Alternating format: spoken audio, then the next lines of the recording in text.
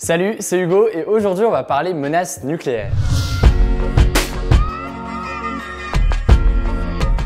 Le 9 septembre dernier, la Corée du Nord procédait ainsi à un nouvel essai nucléaire et défiait le reste du monde. Mais la Corée du Nord dispose-t-elle réellement de l'arme nucléaire et pourquoi l'enjeu est-il si important? C'est ce que l'on va essayer de voir aujourd'hui. Première question, plutôt simple pour commencer, qu'est-ce qu'un essai nucléaire? Un essai nucléaire, c'est l'explosion d'une bombe à des fins expérimentales. Cette explosion, elle peut se faire sous terre, sous l'eau, dans l'atmosphère ou même au-delà. En 11 ans, depuis 2006, la Corée du Nord dit avoir procédé à 5 essais nucléaires. Alors, la Corée du Nord dispose-t-elle pour autant de l'arme nucléaire? Eh bien, ce n'est pas si simple que cela. En effet, ils sont capables d'effectuer une explosion nucléaire, mais pour disposer à proprement parler d'une arme nucléaire, ils doivent être en mesure d'intégrer correctement une bombe nucléaire à un missile.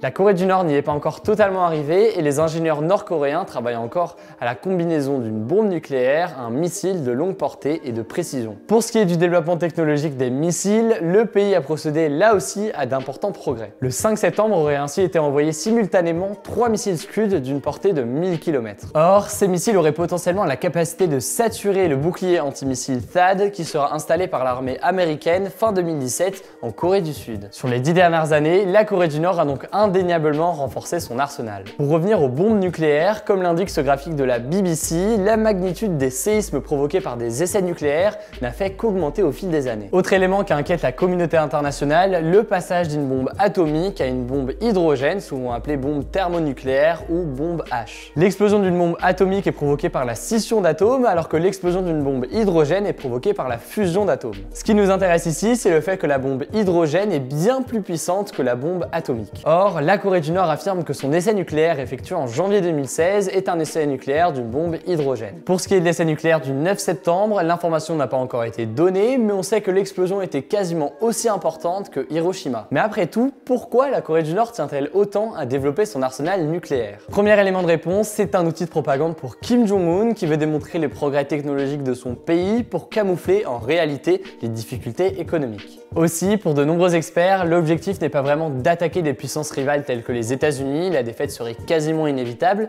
mais davantage de brandir une menace nucléaire pour peser davantage dans les négociations avec la communauté internationale. Jusqu'en 2009, la Corée du Nord était ainsi engagée dans des discussions avec les États-Unis, la Russie, le Japon, la Chine et la Corée du Sud. Ces discussions, elles visaient à désarmer la Corée du Nord en échange d'une aide économique et de concessions politiques. Mais aujourd'hui, on l'a donc compris, Kim Jong-un considère que le renforcement de son arsenal nucléaire permettra de jouer en sa faveur dans le rapport de force. En mars 2016, le Conseil de sécurité de l'ONU votait une résolution inédite dans sa dureté contre la Corée du Nord, ce qui n'a pas empêché la Corée du Nord de poursuivre ses essais nucléaires. Parmi les membres du Conseil de sécurité, il peut être intéressant de se pencher sur la position de la Chine et son évolution sur les dernières années. En effet, historiquement, la Corée du Nord est un allié de la Chine. En 1961, dans un contexte de guerre froide et d'opposition aux États-Unis, les deux pays signent un traité d'amitié, de coopération et d'aide mutuelle. Or, 55 ans plus tard, la relation s'est quelque peu dégradée. Suite aux nouvelles sanctions des États-Unis soutenues par la Chine, Kim Jong-un a appelé, je cite, à écraser avec vigueur le complot chinois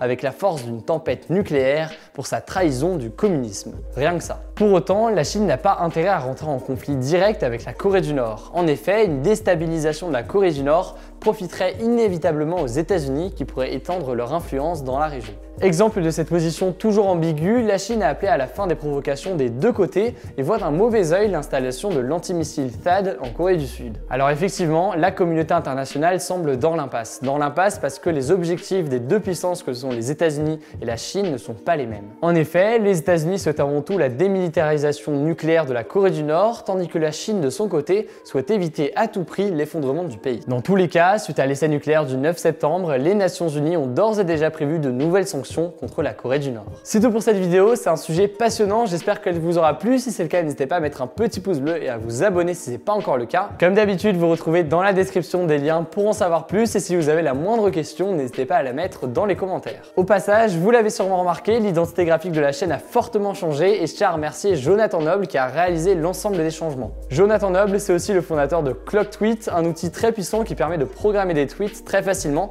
Le lien est dans la description. Bref, j'espère que cette refonte graphique vous plaît et je vous dis à la semaine prochaine pour une nouvelle vidéo.